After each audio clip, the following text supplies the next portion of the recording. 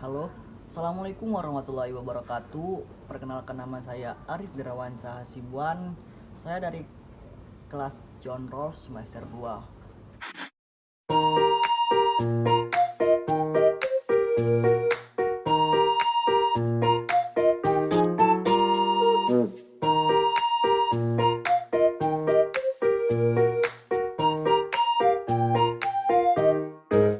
Di sini saya akan membagikan poin-poin penting atau video cuplikan berdurasi 30 menit untuk konten tentang literasi digital dari tugas Digital Society.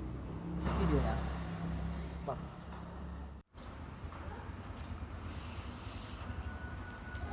Halo, perkenalkan, nama saya Arif Derawansa Hasibuan. Saya di sini akan membahas tentang literasi digital. Literasi digital.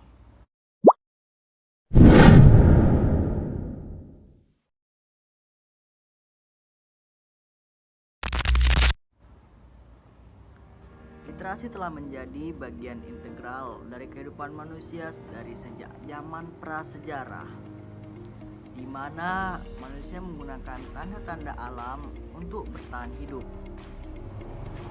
Seiring berjalannya waktu, literasi berkembang dari simbol-simbol primitif menjadi sistem tulisan yang lebih kompleks, termasuk penggunaan perkamen sebagai media tulis. Perkembangan ini memfasilitasi penyebaran informasi melalui berbagai inovasi seperti mesin cetak, telegram, dan telepon yang mempercepat komunikasi dan pertukaran informasi dengan munculnya komputer pada tahun 1941. Literasi digital mulai terbentuk, memungkinkan akses informasi yang lebih mudah dan efisien.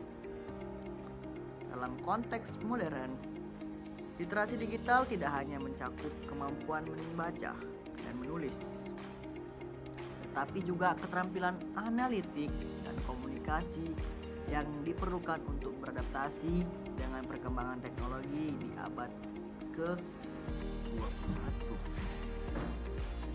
Nah, pasti kalian bertanya-tanya, apa itu literasi digital? Dan di sini saya akan membahas satu persatu. Literasi. Secara tradisional, literasi dapat dimaknai sebagai kemampuan membaca dan menulis. Lebih lanjut, definisi literasi yang dihasilkan dari pertemuan pakar UNESCO di pertemuan Paris mengisyaratkan bahwa perluasan makna literasi. Dan apa itu digital? Dikaitkan dengan istilah digital, kemampuan membaca dan menulis itu berada pada konteks pemanfaatan teknologi digital.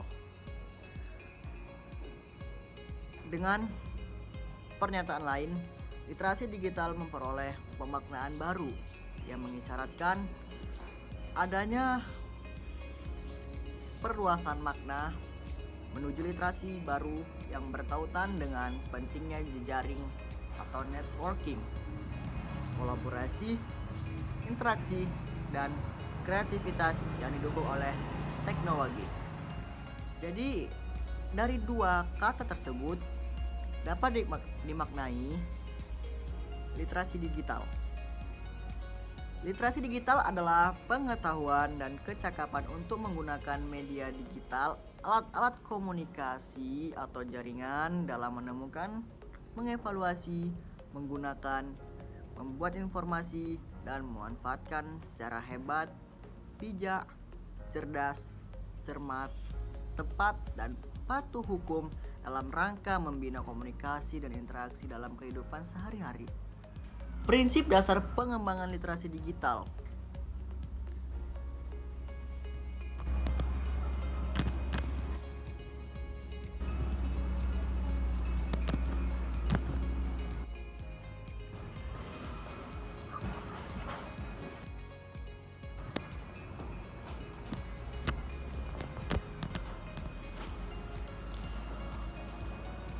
Prinsip dasar pengembangan literasi digital.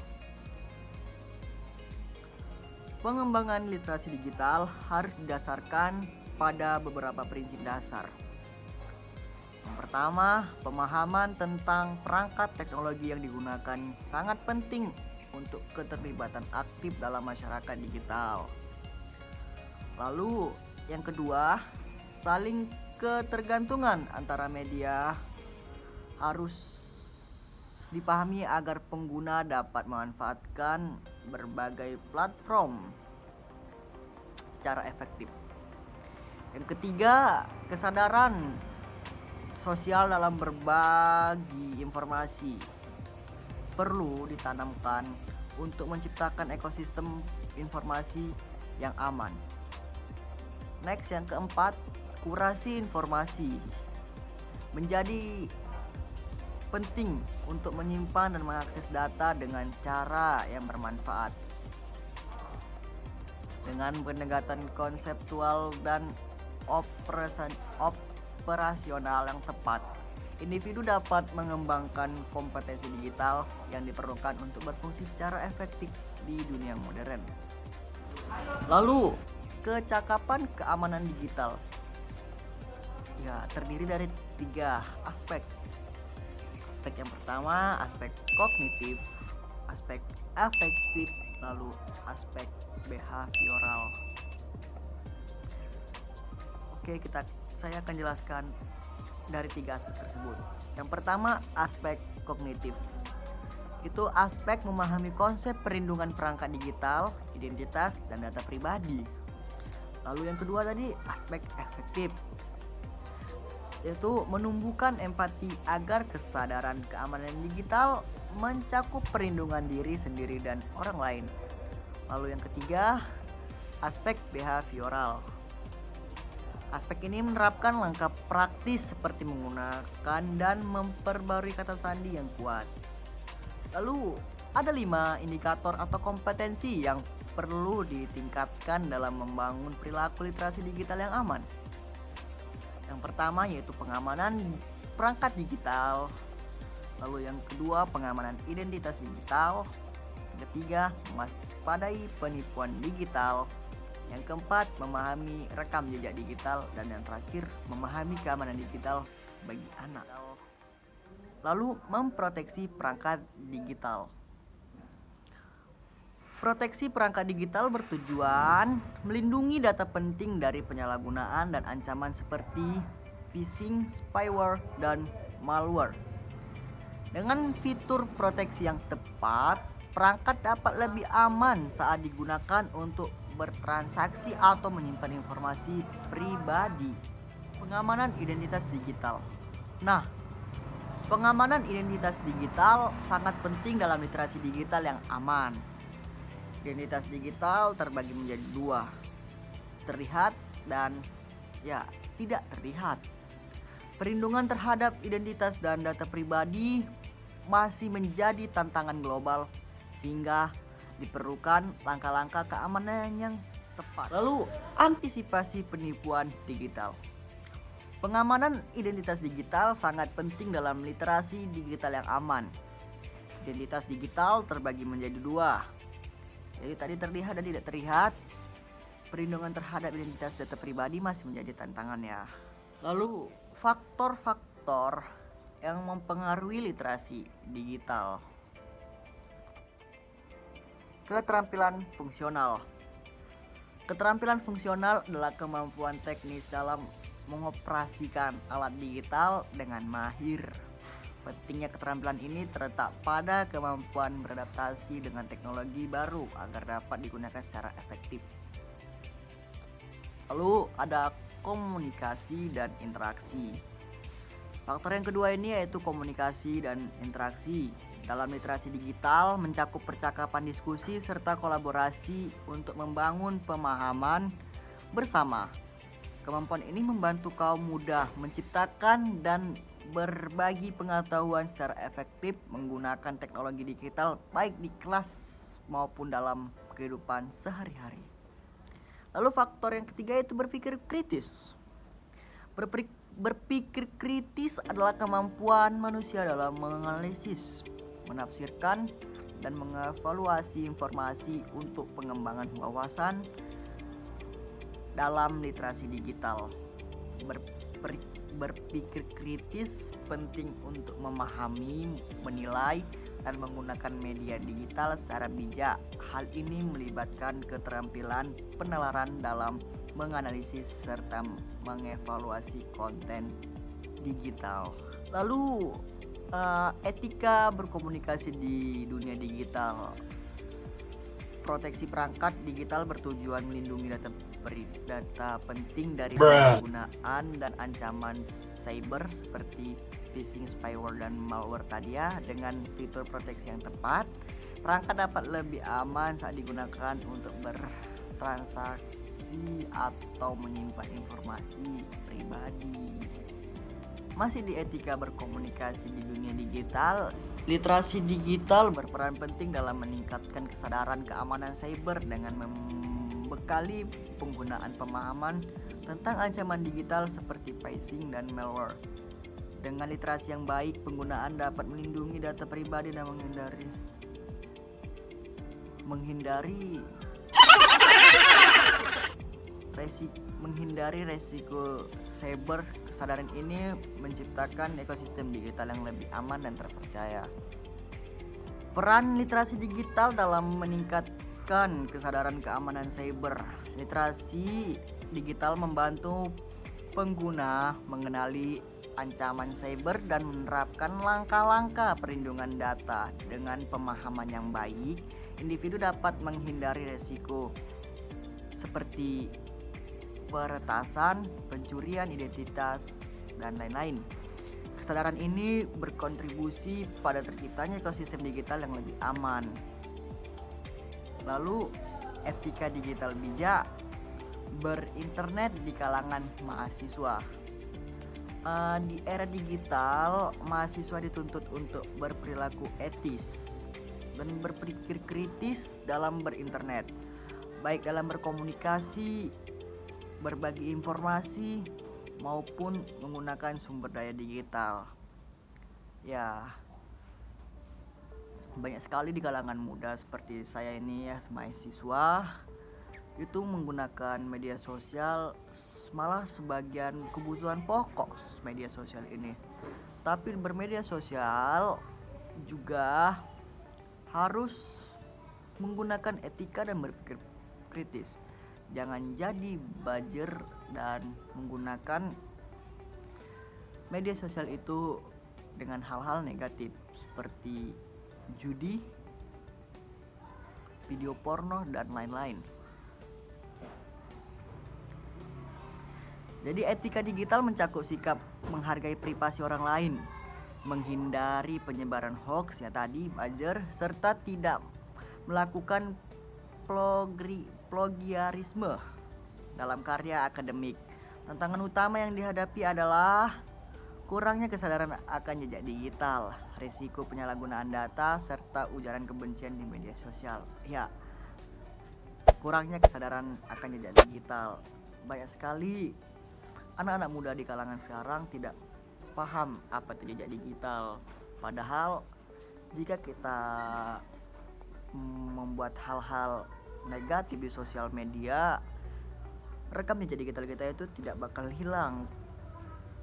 Contoh Fufu Fafa. Dan yang kedua tadi saya bilang adalah risiko penyalahgunaan data. Ya, banyak sekali meretas akun-akun dari cyber yang tidak bertanggung jawab dan menjelek-jelekkan media sosial kita, serta ujaran kebencian di media sosial. Dengan kita sering aktif di sosial media atau akun manapun seperti Instagram, TikTok, atau bahkan YouTube, kalau kita menyampaikan informasi baik itu yang positif maupun negatif, pasti banyak hatersnya. Tapi di zaman sekarang lebih banyak haters atau kebencian di media sosial itu lebih ke konten yang positif. Saya tidak tahu itu kenapa. Mungkin kurangnya kesadaran akan berpikir etis tadi ya, mungkin. Lalu bagaimana internet mengingat semua aktivitas kita? Internet mengingat aktivitas kita melalui jejak digital yang terbentuk dari data yang kita bagikan, pencarian yang dilakukan, serta interaksi di platform online. Itu platform online itu seperti Facebook, Instagram, YouTube, dan TikTok. Informasi ini disimpan oleh situs web ya tadi, media sosial, dan mesin pencari untuk berbagi keperluan seperti iklan atau analisis data. Oleh karena itu, penting untuk menjaga privasi dan berhati-hatilah dalam beraktivitas di dunia digital. Lebih susah menghilangkan jejak atau historis kita di sosial media dibanding masa lalu kelam kita. Ya, dua-dua masa lalu kelam. Kalau di dunia nyata, masa lalu kelam itu kan yang bercerita hanya orang-orang yang tahu, sedangkan di sosial media tak banyak yang tahu kalau kita lebih mendalami atau mencari histori orang itu. Kita akan pembelajaran literasi digital.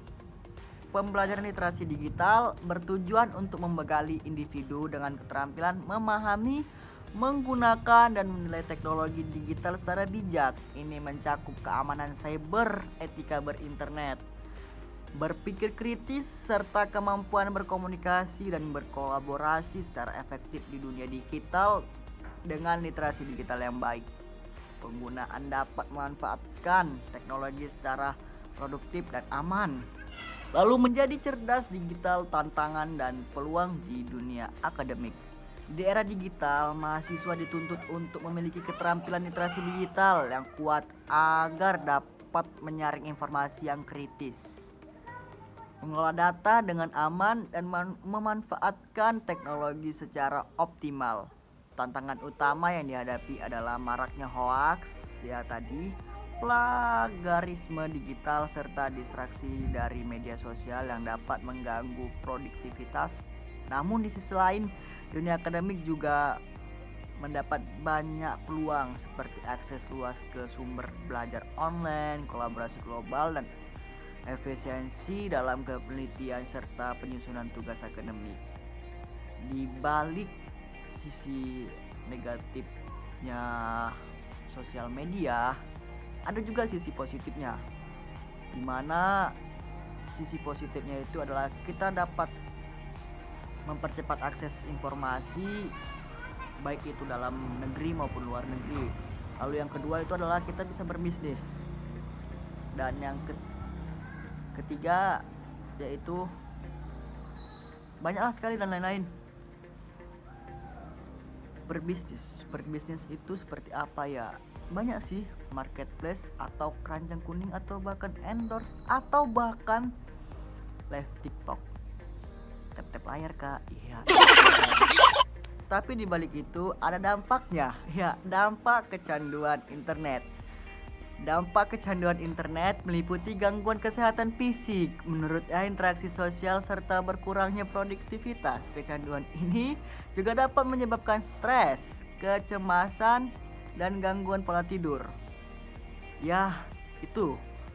Contohnya seperti apa bang? Contohnya seperti orang yang terlalu gila-gila push rank, gila-gila sosial media, atau bahkan selingkuhan bersama pacarnya, itu akan mengganggu, dapat mengakibatkan kecanduan, dan kecanduan itu membuat stres dan kecemasan. Ya, contohnya kecemasan itu bagaimana? Ya, contoh bermain game online ini, dia tidak main game sehari pun aja dia sudah tidak ada rasa tidak enak dalam dirinya. Ya, kayak cemas gitu. Seperti dia, aduh aku pengen naikkan rank ini sehari ini juga, hari ini juga, tapi dia lost rank dan kalah. Dan akhirnya maki-maki orang di sosial media. Itu dia. Lalu selingkuhan dengan pacar itu bagaimana bang? Ya selingkuhan dengan pacar itu membuat kecanduan boy. Kecanduan itulah yang kalau sudah diputusi membuat stres dan kecemasan. Ya banyak overthinking misalnya sama pacar gitu.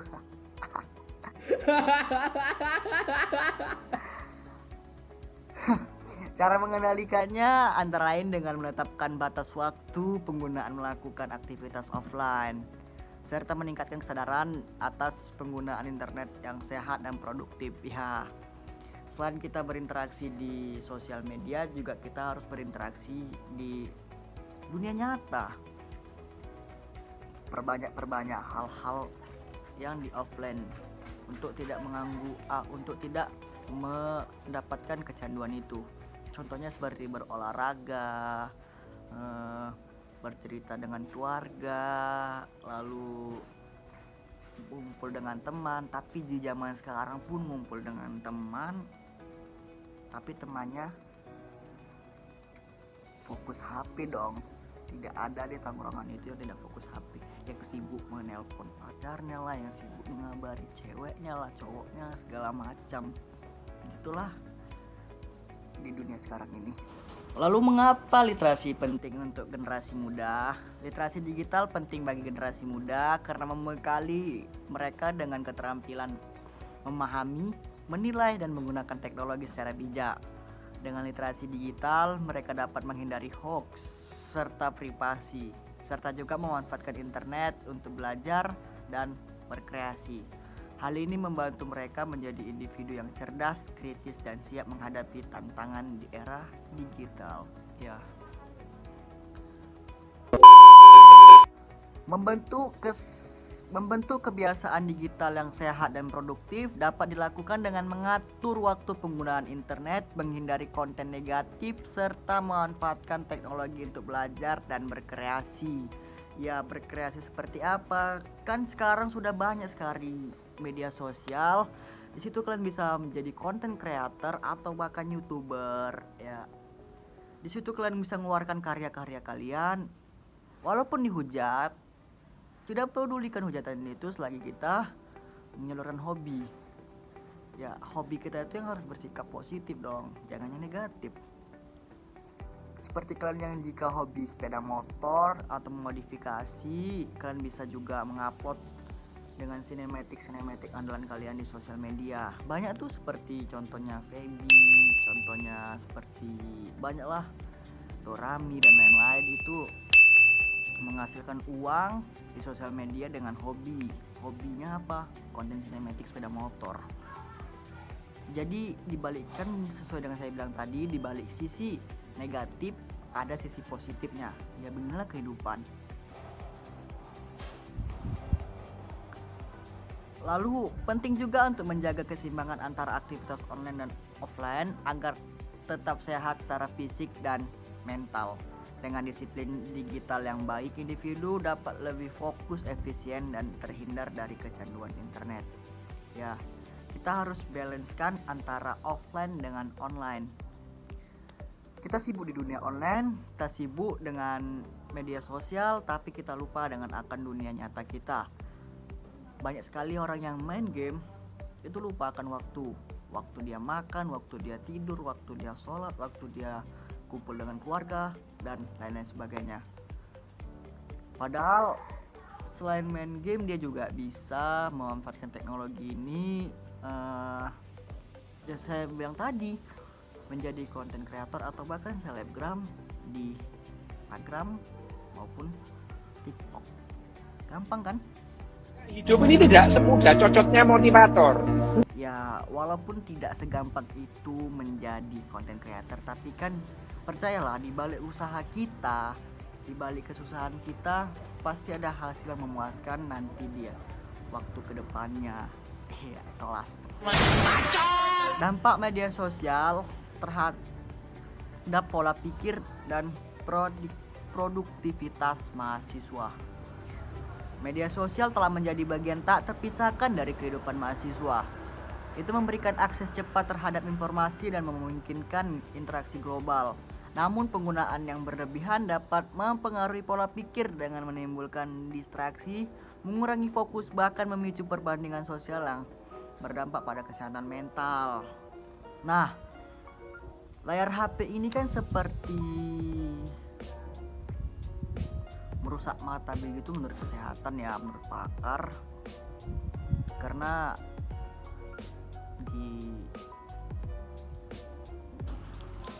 Terlalu banyak melihat gadget atau HP juga tidak bagus buat kehidupan sehari-hari. Itu membuat kepala pusing dan radiasi ke mata merusak mata dan juga membuat gangguan mental. Contohnya sering kalah lost track di game. Ya, itu membuat mental pasti kan. Nah, betul sekali membuat diri kita tuh kena mental, Bung. Saya juga pernah merasakan itu. Dan sekarang saya mending hobi memodifikasi. Baca. Membangun identitas digital yang positif dan profesional. Membangun identitas digital yang positif dan profesional dapat dilakukan dengan membagikan konten yang bermanfaat, menjaga etika dalam berkomunikasi, serta melindungi privasi dan data pribadi. Kehadiran digital yang baik membantu menciptakan citra yang terpercaya, mendukung peluang karir, dan membangun jaringan yang produktif di dunia digital. Nah, sesuai yang saya bilang sebelumnya video ini, membangun identitas digital yang positif dan profesional dapat dilakukan dengan membuat atau membagikan konten yang bermanfaat. Nah, jadi konten kreator, tapi kita menjadi konten kreator juga harus membagikan kepada followers kita itu yang konten bermanfaat dan menghibur, bukan satu paus tampar, satu paus jebur. Nah, tapi juga itu cuan sih boy, tidaknya cuan. Tapi jangan jadikan itu jadi seperti ketergantungan ngemis-ngemis gitu. Ya banyak sih sekarang begitu saya lihat di TikTok. Kita juga harus mempunyai etika dalam berkomentar dan berbagi konten di internet. Berkomentar dan berbagi konten di internet juga harus dilakukan dengan bijak dan bertanggung jawab. Penting untuk menggunakan bahasa yang sopan, menghindari ujaran kebencian, serta memastikan informasi yang dibagikan akurat dan tidak menyesatkan. Itu seperti buzzer. Banyak sekali sekarang buzzer yang demi bayaran dia menyebarkan hoax, apalagi lebih marak-maraknya sekarang itu ya politik. Ya, banyak buzzer bertebaran dengan satu komentar 1.000 rupiah. Menghormati privasi orang lain dan memahami dampak dari setiap unggahan juga merupakan bagian dari etika digital yang baik. Dengan menerapkan etika ini, lingkungan digital dapat menjadi lebih positif dan aman bagi semua pengguna. Dan lagi dan lagi berpikir positif dan mengedukasi di media sosial. Jangan jadikan media sosial itu tempat kita untuk saling konflik, mengujar ajaran kebencian, dan gara-gara saling beda pendapat kita itu jadi saling menjatuhkan gitu. Seperti yang di kemarin itu atau tahun lalu itu ya, kita kan baru saja pemilu serentak itu banyak sekali situ bertebaran mulai dari buzzer, tim ses dan lain-lain. Itu kan banyak sekali saling menjatuhkan. Itu seharusnya tidak boleh dicontoh, karena sosial media ini sekarang banyak dilihat bukan kalangan remaja doang, tapi banyak sekali anak-anak kecil. Ya pasti dampaknya itu membuat anak kecil itu toksik dan mengikuti apa yang ada di konten tersebut gitu loh. Paham kan maksud saya? Jadi kesimpulan yang bisa saya sampaikan adalah etika dalam berkomentar dan berbagi konten di internet. Berkomentar dan berbagi konten di internet harus dilakukan dengan bijak dan bertanggung jawab. Nah, kalian juga harus bertanggung jawab atas konten-konten yang kalian upload jika kalian menjadi content creator, dan kalian harus mempertanggungjawabkan komentar-komentar kalian yang ada. Kalian komentar-komentar di sosial media manapun, baik Facebook, Instagram, YouTube maupun TikTok. Nah, coba kalian berpikir dan coba kalian ingat-ingat kalian komentar kebencian apa di sosial media. Jika kalian sudah berpikir, apakah kalian bisa menghapusnya? Nah, itu tadi jejak digital boy. Jejak digital. Kalian tidak bisa mencari komentar-komentar kalian yang paling banyak kalian spam itu di sosial media. Nah, itu bakal jadi jejak digital kalian gitu. Penting untuk menggunakan bahasa yang sopan, menghindari ujaran kebencian serta memastikan informasi yang dibagikan itu akurat dan tidak menyesatkan. Jangan menyebarkan hoax demi menjatuhkan musuh atau lawan. Ya, tapi kita jangan jadikan orang lain itu musuh. Kita lebih baik perbanyak relasi dan pertemanan, bukan malah musuhan gitu. Baru menghormati privasi orang lain dan memahami dampak dari setiap unggahan yang kita unggah tadi atau upload juga merupakan bagian dari etika digital yang baik. Dengan menerapkan